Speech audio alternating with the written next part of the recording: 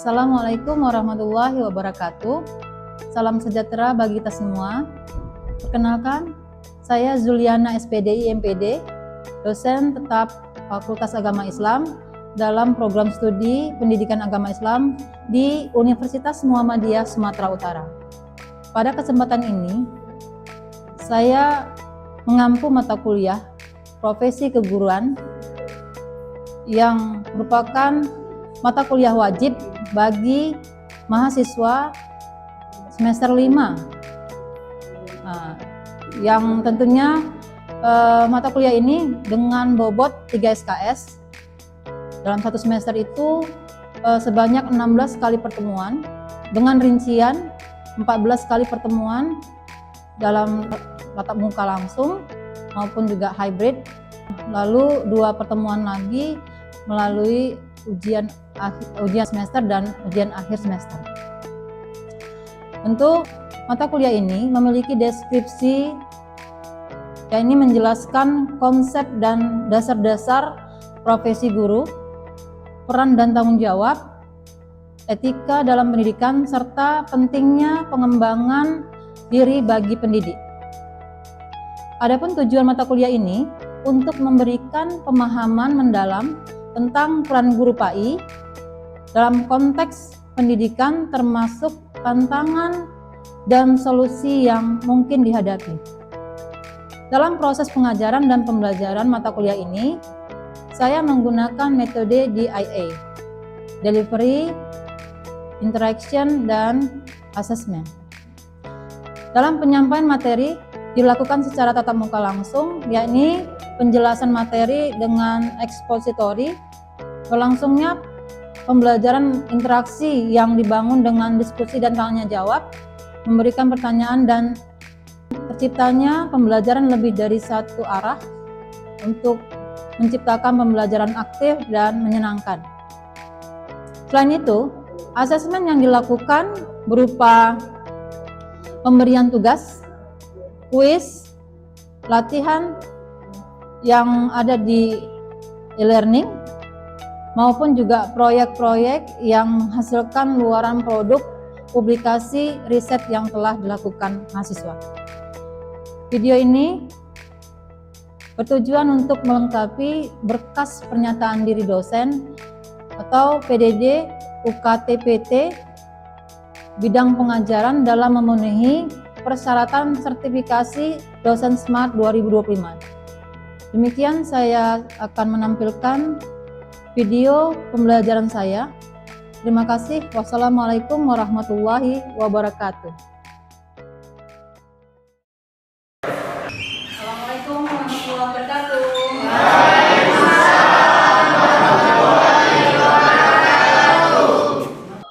Gimana kabarnya? Sehat semua? Baik.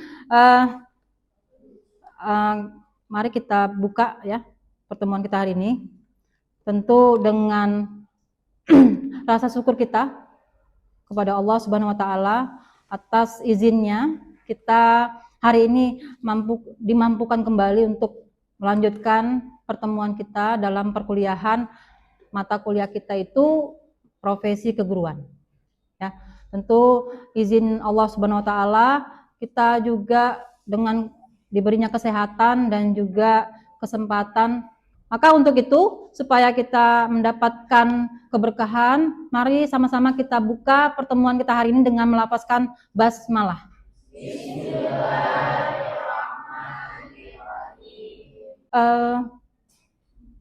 Sesuai dengan pertemuan kita yang lalu, ya, di awal kontrak kuliah kita itu ada materi-materi yang sudah saya sampaikan dalam mata kuliah kita ini.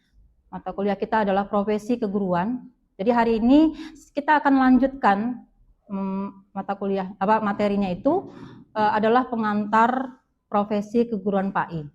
Tapi sebelum kita buka, ya, sebelum kita membuka perkuliahan kita ini, maka kehadiran yang menjadi syarat wajib kita untuk penilaian tertinggi adalah absensi nih.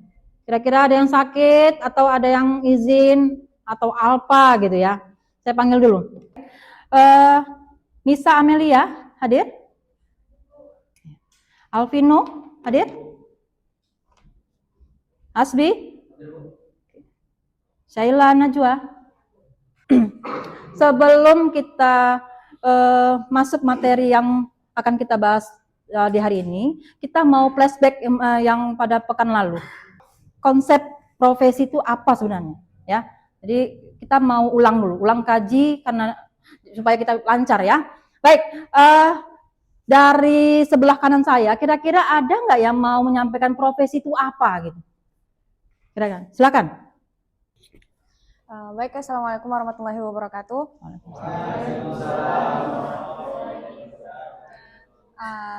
Jadi menurut saya Bu, profesi itu adalah suatu pekerjaan yang mana didasari oleh keahlian yang didapat dari dia belajar gitu. Nah, jadi profesi itu seperti contohnya kayak guru, dokter, dan lain-lain yang memang didasari oleh ilmu. Seperti itu Bu. Terima kasih Safa. Lanjut untuk bagian kaum Adamnya nih, silakan. Ada yang mau mewakilkan? Ya, silakan Bar. Silakan Bar. Assalamualaikum warahmatullahi wabarakatuh. Waalaikumsalam. Izin menjawab pertanyaan Ibu tentang profesi tadi. Kalau menurut saya Bu, profesi itu adalah suatu bidang pekerjaan yang mana itu dengan catatan harus memiliki keahlian di dalamnya. Contohnya itu Bu, seperti pilot. Itu tidak bisa kita asal-asal aja Bu. Mungkin itu saja Bu. Terima kasih. Assalamualaikum warahmatullahi wabarakatuh. Baik, terima kasih. Apa yang menjadikan ciri-ciri profesi itu? Atau kalau dibilang gini, saya mohon maaf kalau saya memang penyebutannya kurang pas, tukang sampah atau tukang sapu, tukang bangunan itu dikategorikan profesi atau tidak?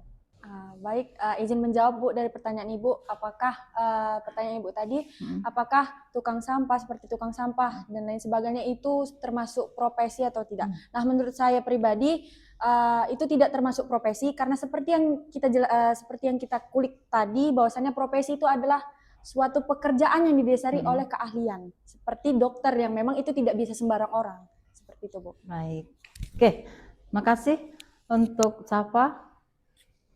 Baik ya, jadi tukang sampah, kemudian tukang bangunan, tukang sapu, itu bukan merupakan profesi. Kira-kira yang dikategorikan profesi itu yang pertama itu harus ada apa? Harus ada? Ya, silakan. Izin menjawab dari pertanyaan Ibu. Ciri-ciri profesi itu yang pertama itu ada jabatannya Bu. Dan yang kedua itu didapat melalui proses pendidikan. Itu saja Bu. Oke. Sip. Dalam kaitannya dengan guru ya, kalian kan akan menjadi seorang guru, berencana menjadi seorang guru, tentu merupakan profesi yang tentunya harus punya skill. Nih, sebelum kita jauh ke sana, kita lihat dulu di slide saya ini adanya hakikat profesi keguruan. Udah, guru PAI itu seperti apa gitu? Ngapain? Kemudian siapa sih guru PAI itu gitu? Jadi profesi guru PAI merupakan panggilan jiwa untuk mendidik dan membina akhlak. Tuh guru PAI itu. Jadi tidak hanya sebagai seorang yang bertugas sebagai jadi guru itu guru tidak hanya transfer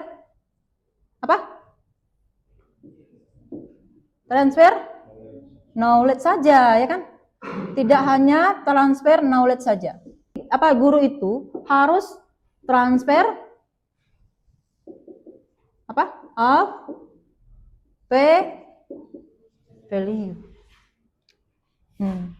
Jadi inilah tugasnya. Tugas kita seorang guru itu berprofesi adalah mentransferkan ilmunya juga, tapi juga harus mendidik atau membangun akhlaknya atau membina akhlaknya dengan transfer of value. Guru PAI selanjutnya, bahwa hakikatnya guru PAI itu sebagai uswah hasanah nih, role model kalau kita bilang ya, atau kalau Rasulullah itu innama bu'istu liutammima makarimal akhlak. Ada dalam diri kita itu harus menjadi contoh teladan bagi kawan-kawan seprofesi kita maupun juga anak didik kita. Kemudian tentunya guru PAI itu harus mampu mengeksplorasi, ya tentunya punya talenta, ya. Guru itu harus multi talenta. Biasanya ada kedudukan yang berbeda dengan masyarakat pada umumnya. Guru itu harus punya, dari perspektif Quran ya, harus punya kompetensi, baik itu secara fisik ataupun jasmani maupun juga secara moralnya atau juga spiritualnya. Apa yang menjadikan karakteristik guru PAI itu? Ini kita harus tahu. Ada beberapa, ada 4 lah, ya paling tidak 4 nih secara umumnya. Karakteristik guru PAI itu yang pertama memiliki integritas. Apa yang mau diintegritaskan adalah moral dan spiritual. Jadi bagaimana sikapnya, bagaimana nilai-nilai, kalau misalnya gini kan, nggak punya nilai spiritualnya, misalnya nggak jujur, berarti moralnya nggak bagus gitu kan. Yang kedua, karakteristik guru PAI itu adalah menguasai ilmu agama dan pedagogik. Nah ini, kita tahu teori-teorinya, tapi juga harus tahu cara ngajarnya. Pedagogik, cara ngajar anak yang seperti ini, punya anak kita kan macam-macam kan, karakter anak-anak kita tuh macam-macam. Jadi ya, yang selanjutnya menjadi agen moderasi beragama. Kita harus moderat ya.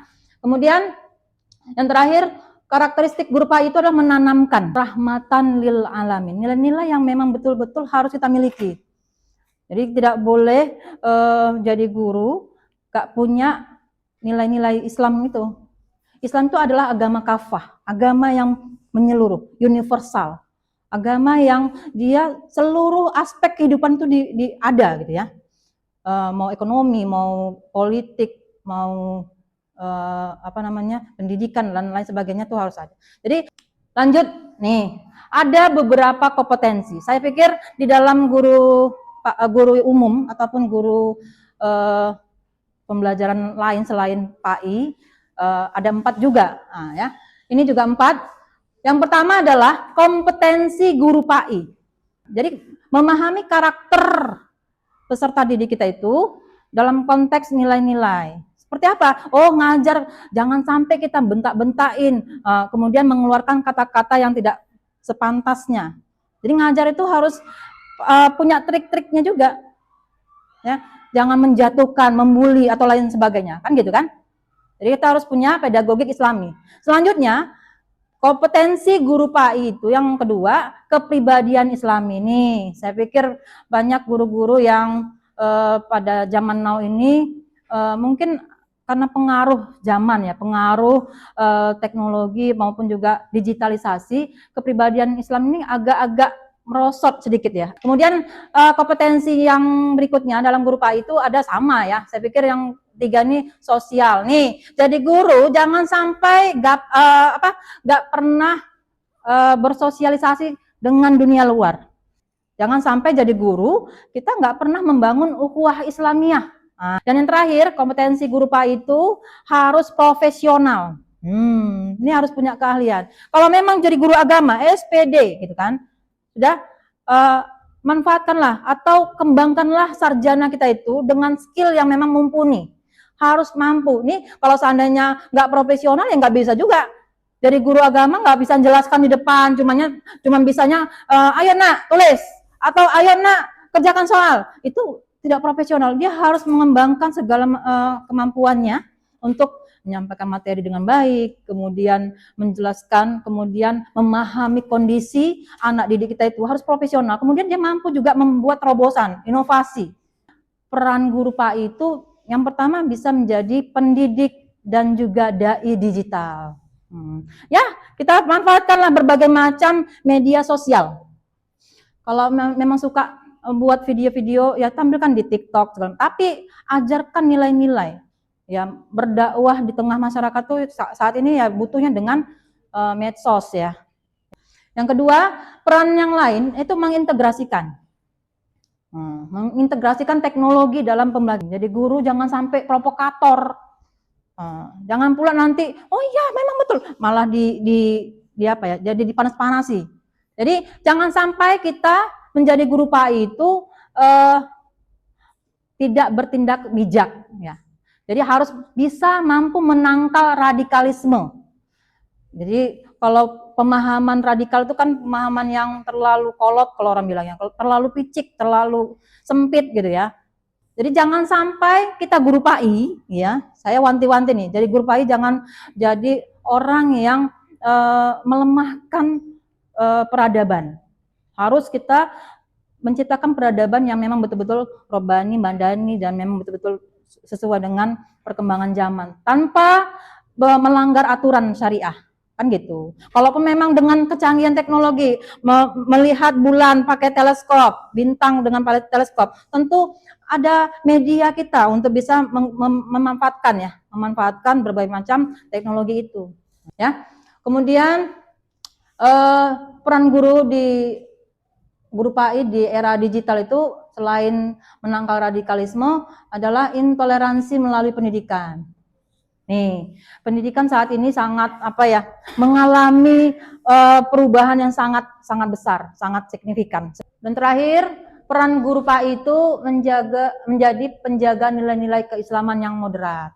Atau menjadi guru PAI yang moderat itu bagaimana? Harus terbuka, nggak terlalu menutup diri, nggak inklusif gitu.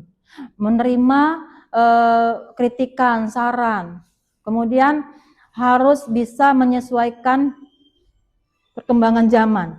Tantangan ini harus kalian hadapi dengan meningkatkan, mengembangkan dirinya. Yang pertama adalah kurangnya literasi digitalisasi. Nih, jadi guru agama jangan gaptek katanya. Jangan sampai cuma ceramah doang metode pembelajarannya. Bisa nanti menggunakan berbagai macam metode, inquiry, PBL, PJBL, dan lain sebagainya itu kita kembangkan dengan berbagai macam kemajuan yang ada.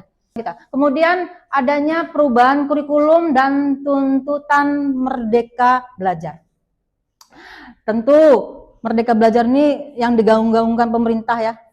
Kemendikbud menggaung-gaungkan bahwa guru itu harus mandiri, harus bebas berkreasi, kembangkan segala kemampuan untuk menyesuaikan kebutuhan pendidikan yang ada di tengah kehidupannya.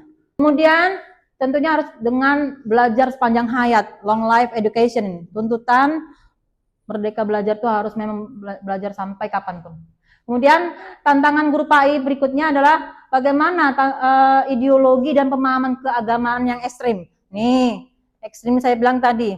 Ketika kita melihat bagaimana fenomena masyarakat yang ada di sekitar kita, misalnya ya, pemahaman ideologinya itu terlalu ekstrim.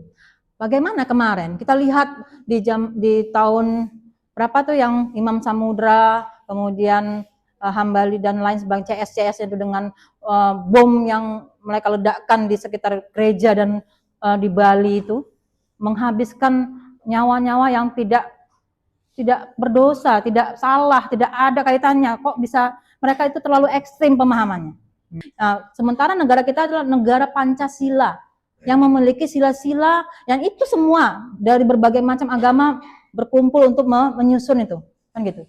Jadi kita harus menerima perbedaan, jangan ekstrim dalam memahami ideologi itu.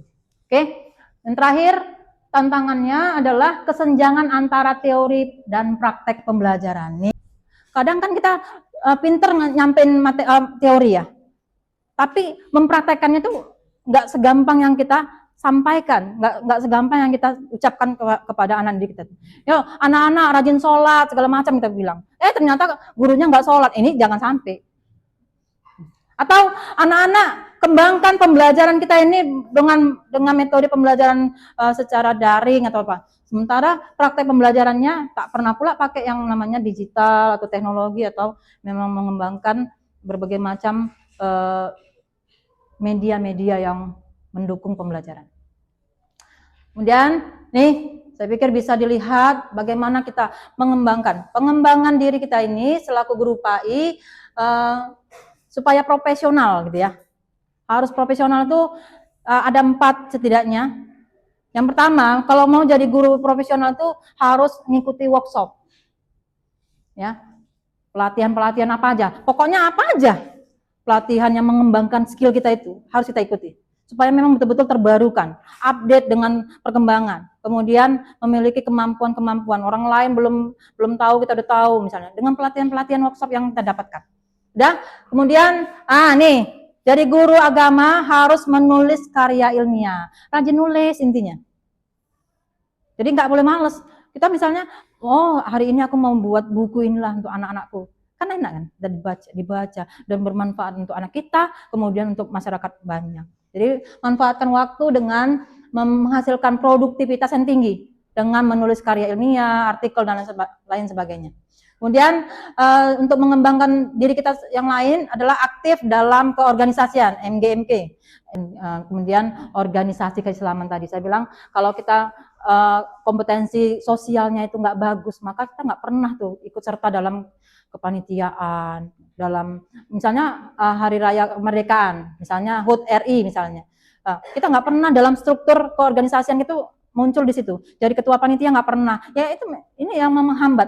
Kalau orang yang mau mengembangkan profesionalitas kita itu harus memiliki keikutsertaan dalam sosial masyarakat kita. Jadi harus aktif di tengah masyarakat. Dan terakhir, untuk pengembangan profesionalisme guru PAI itu melakukan refleksi dan evaluasi. Nah, banyak-banyak muhasabah diri nih ceritanya. Oh, hari ini pembelajaranku kurang bagus nih. Kayaknya kurang menarik nih. Atau dalam minggu ini apa yang harus belum ada karya nyata yang kuhasilkan. Jadi kita harus bermuhasabah diri. Kalau orang mau profesional tuh harus mengaca diri ya. Jadi jangan pula gila kaca diri di depan kaca, tapi nggak pernah mengubah cara-cara kita belajar untuk meningkatkan, nggak pernah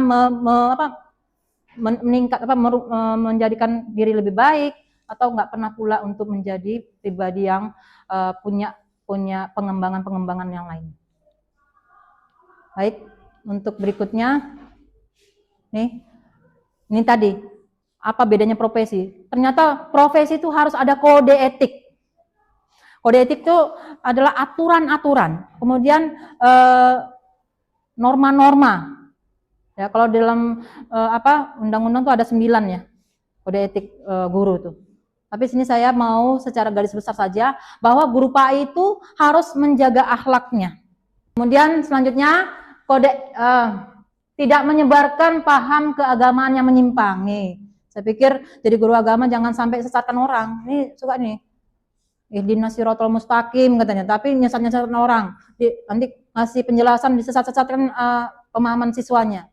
Ya, zaman dulu misalnya berdoa dengan menggunakan sesajen kan salah kaprah kan gitu. Jangan sampai sesat lah ya pengajaran kita untuk mendidik anak kita itu.